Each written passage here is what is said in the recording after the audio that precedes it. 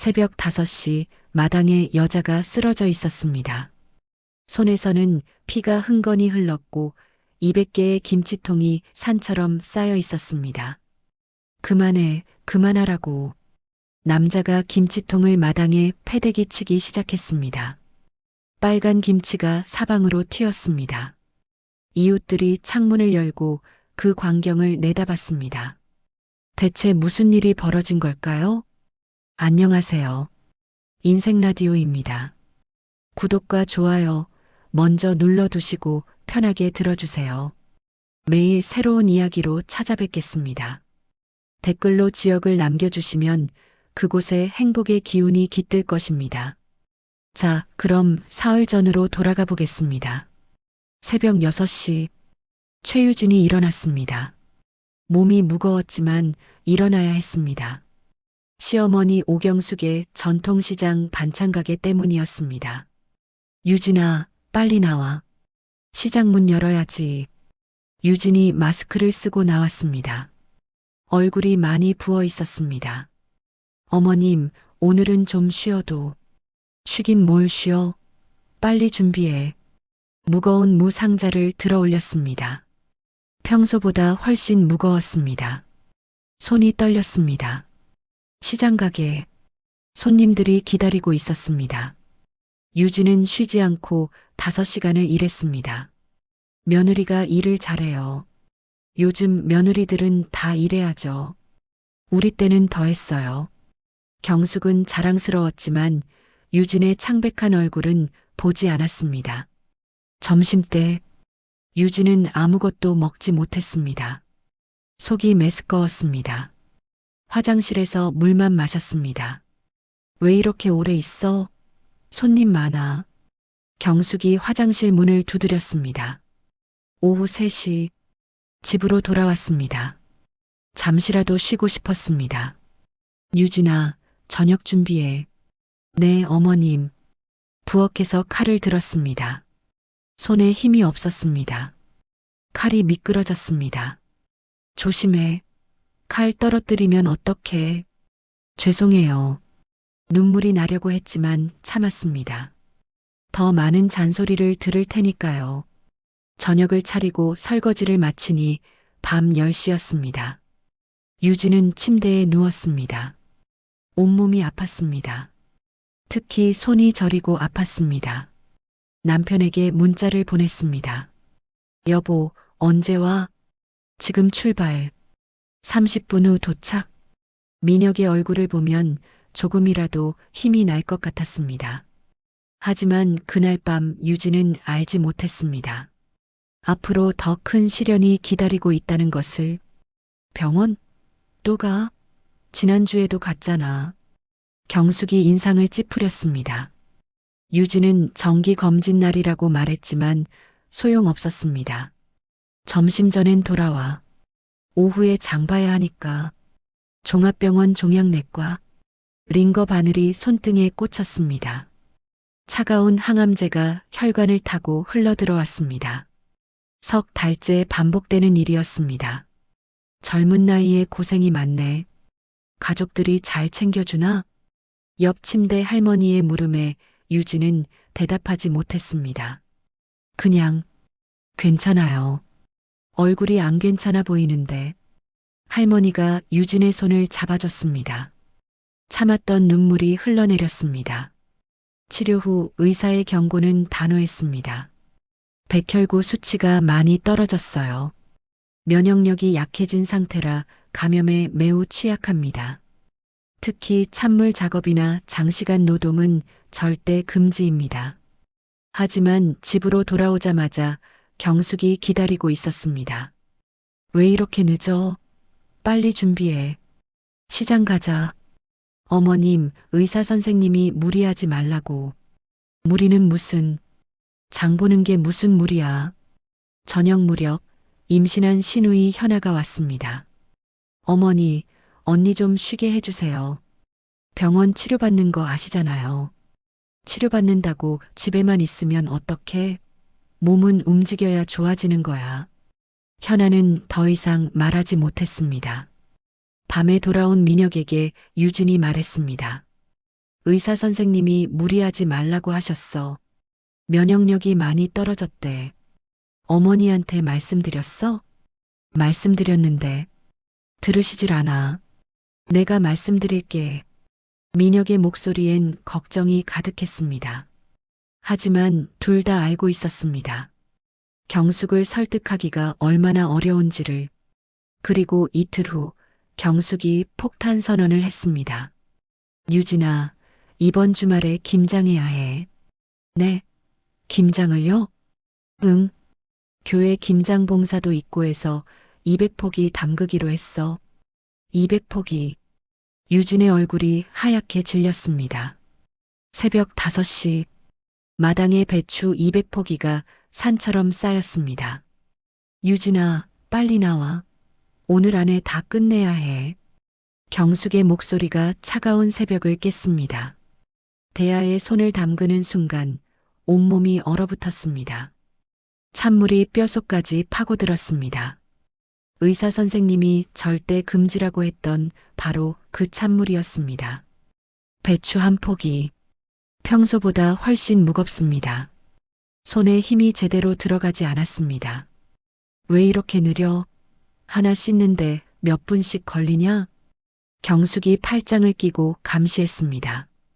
1시간 후 손가락이 파랗게 변했습니다. 감각이 사라졌습니다. 칼로 배추를 다듬다가 손을 베었습니다. 조심해. 배추에 피 묻으면 어떡해. 유진의 상처는 관심 없었습니다. 배추만 걱정이었습니다. 어머님, 잠깐만 쉬어도. 뭘 쉬어? 겨우 30포기 했는데. 아직 170포기나 남았어.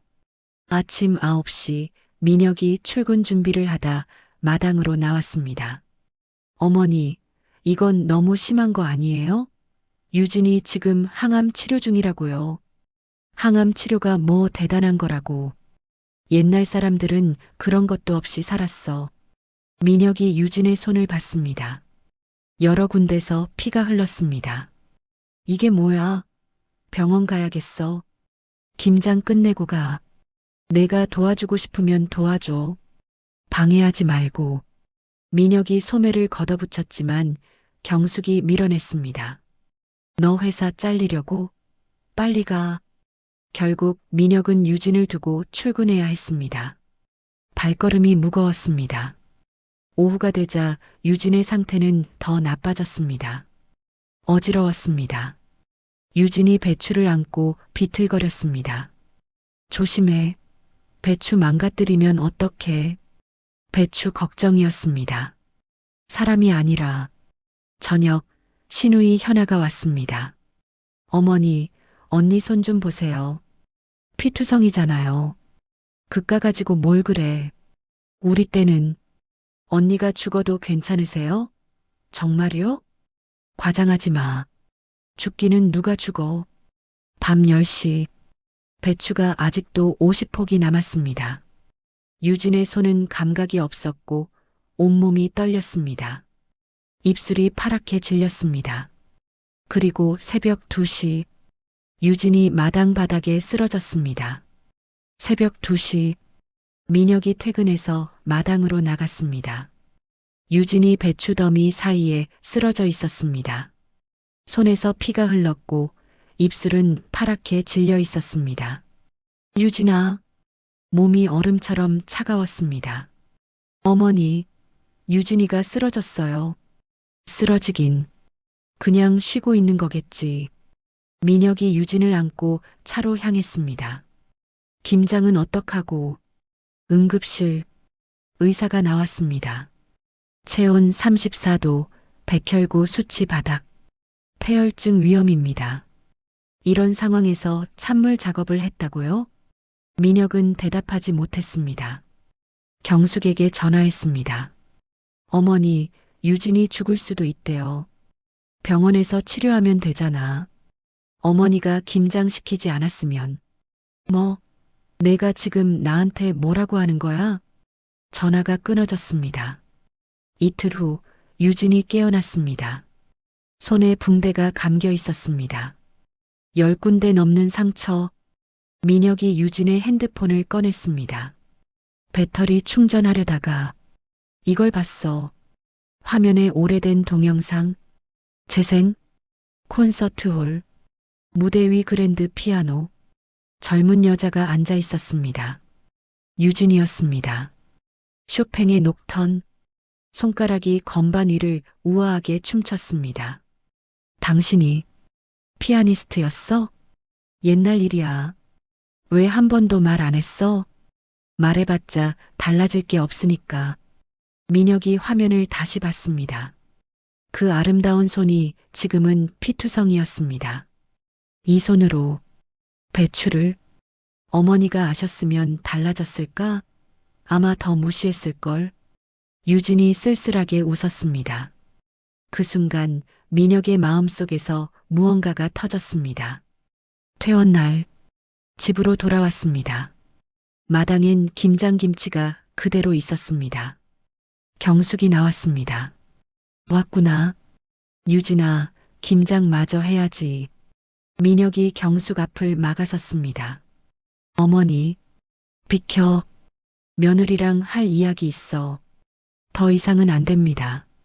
민혁의 목소리가 낮게 깔렸습니다. 그리고 그는 천천히 김치통을 향해 걸어갔습니다. 민혁이 첫 번째 김치통을 들어 올렸습니다. 뭐 하는 거야? 싸. 빨간 김치가 마당에 쏟아졌습니다. 미쳤어? 이게 얼마인 줄 알아? 돈이요? 사람보다? 두 번째, 세 번째, 네 번째. 그만해. 이웃들이 다 보고 있어. 창문마다 얼굴들이 나타났습니다. 체면요? 며느리 죽이면서 무슨 체면이에요? 당신이 한 짓이 뭔지 알아요? 항암 치료받는 사람한테 이틀 동안 찬물에. 나도 힘들었어. 힘들면 혼자 하면 되잖아요. 죽이긴 누가 죽여. 병원에서 폐혈증 위험이래요. 조금만 늦었으면 정말 죽었어요. 유진이 말리려 했습니다. 여보, 그만해. 보든 말든 상관없어. 민혁이 나머지 김치통들을 전부 엎었습니다. 마당이 빨갛게 물들었습니다. 경숙이 바닥에 주저앉았습니다. 3일 동안 밤새워 만든 건데 유진이는 죽을 뻔했어요. 민혁이 무릎을 꿇고 경숙 앞에 앉았습니다. 유진이가 누군지 아세요? 피아니스트였어요. 콘서트홀에서 연주하던 사람. 뭐? 이 손으로요. 민혁이 유진의 붕대 감긴 손을 들어 보였습니다. 수백 명 앞에서 연주하던 손이에요. 그 손으로 배추를 씻게 했어요. 경숙의 얼굴이 창백해졌습니다. 나는 몰랐어. 몰랐다고요? 항암 치료받는다고 말했잖아요. 이웃들이 웅성거렸습니다. 항암 치료받는 며느리한테 김장 200포기 너무 심한 거 아니야? 경숙이 주변을 봤습니다. 비난의 눈빛들. 나는 그냥 며느리니까. 며느리라고 해서 뭘 해도 되는 줄 아셨어요? 민혁이 일어섰습니다. 우리 나갈게요. 앞으로 어머니랑 못 살겠어요. 내가 감히가 아니에요. 제 아내 지키는 거예요. 민혁이 유진의 손을 잡았습니다. 짐 싸자. 마당엔 엉망이 된 김치와 주저앉은 경숙만 남았습니다. 이웃들의 수군거림 속에서 경숙의 체면은 그렇게 무너졌습니다. 작은 원룸. 유진과 민혁이 짐을 풀었습니다. 여보, 이게 맞는 걸까? 맞아. 우리 선택이 옳아. 그날 밤 경숙이 동네 맘카페에 글을 올렸습니다. 며느리가 김장 도와달라더니 갑자기 화내며 다 엎어버렸어요. 항암 치료 핑계로 일 안 하려고만 하고 아들까지 꼬드겨서 집 나갔습니다. 엉망이 된 마당 사진과 함께 댓글이 달리기 시작했습니다. 요즘 며느리들 버릇 없어요. 시어머니 말씀은 들어야죠. 항암 치료가 뭐 대수라고. 다음 날 아침 신우이 현아가 전화했습니다. 언니 맘카페 봤어? 어머니가 거짓말 올렸어. 유진이 확인했습니다. 얼굴이 하얗게 질렸습니다. 여보, 이건 명예훼손이야. 어떡하지? 동네 사람들이 다 볼 텐데. 그때 문자가 왔습니다. 사회복지사 한채원이었습니다. 항암 환자 지원 업무하고 있어요. 도움이 필요하시겠어요? 유진이 상황을 설명했습니다. 이건 명백한 가정 내 학대예요. 법적 대응 가능합니다. 증거 있으세요? 병원 기록이랑 사진들 있어요. 국선 변호사 연결해 드릴게요. 일주일 후 변호사 사무실. 이 정도면 충분한 증거입니다. 명예훼손과 환자 학대 둘 다 성립됩니다. 정말요? 네. 고소장 접수하겠습니다. 하지만 경숙은 더 많은 글을 올렸습니다. 며느리가 저를 고소했대요. 김장 도와달라고 했는데 배은망덕하게 악플이 더 많이 달렸습니다. 민혁의 회사에도 소문이 퍼졌습니다. 민혁 씨, 집안일 괜찮아요? 어머니한테 고소당했다던데. 거꾸로예요. 우리가 고소한 거예요. 하지만 설명할수록 오해만 깊어졌습니다. 유진이 무너졌습니다. 나 때문에 당신까지 힘들어지네. 아니야. 우리가 오라. 그때 한채원이 연락했습니다. 유진 씨, 기자 한 분이 취재하고 싶대요. 기자요? 네. 환자 인권 관련해서 기사 쓰고 싶다고. 제 이름은 익명 처리 가능해요. 며칠 후 지역신문에 기사가 났습니다. 항암 환자 며느리에게 김장 200포기 강요. 가족 내 학대 심각. 기사는 온라인으로 퍼져나갔습니다. 댓글이 바뀌기 시작했습니다. 이건 너무 심한 거 아니야? 항암 치료 중인데 200포기. 시어머니가 잘못한 거네. 경숙의 맘카페 글에도 비판 댓글이 달렸습니다. 거짓말하셨네요. 기사 봤어요. 며느리분이 피해자였잖아요. 반성하세요. 경숙이 당황해서 글을 삭제했지만 이미 늦었습니다. 캡처본이 돌아다녔습니다. 한 달 후 법원 판결. 피고는 원고에게 위자료 200만 원, 온라인 사과문 게시. 경숙이 고개를 숙였습니다. 법원 밖에서 민혁이 유진을 안았습니다. 이겼어. 우리가 이겼어. 유진이 눈물을 흘렸습니다. 이제 정말 끝난 거야? 응. 이제 새로 시작하는 거야. 하지만 유진의 마음 한편에는 여전히 무거운 게 남아 있었습니다. 용서할 수 있을까?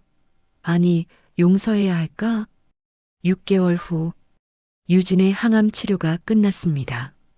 손의 상처도 아물었습니다.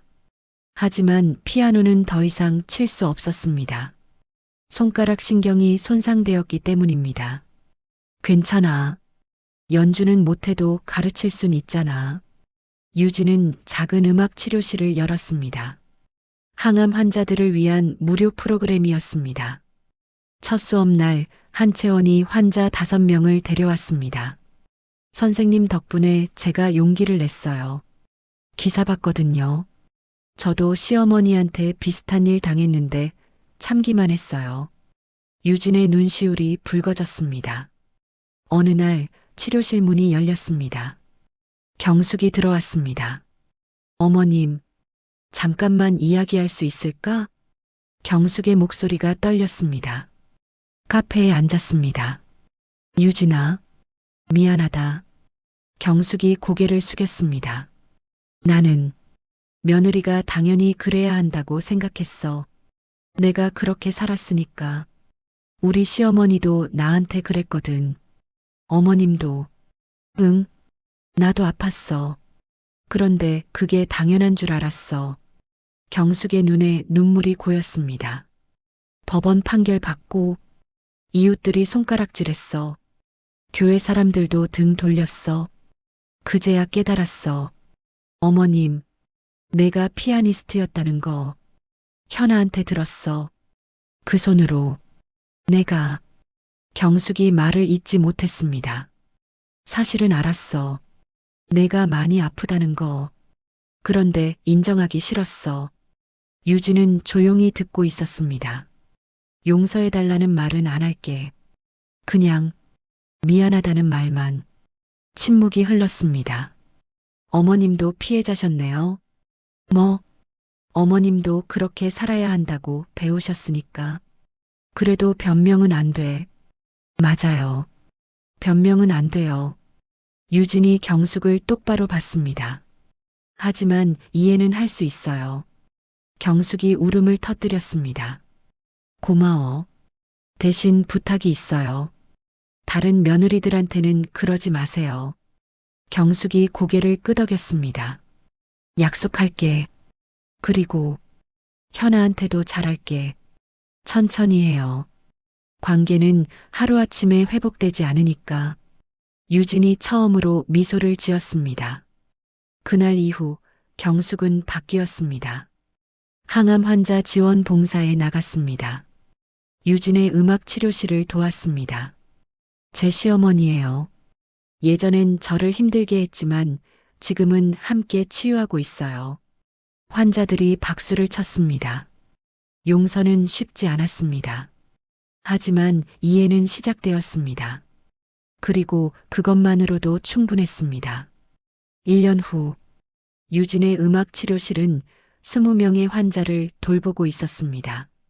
경숙은 매주 화요일마다 봉사를 나왔습니다. 경숙 선생님, 오늘도 오셨네요. 당연하죠. 약속했잖아요.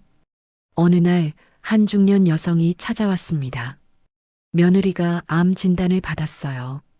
그런데 제가 며느리를 너무 힘들게 했거든요.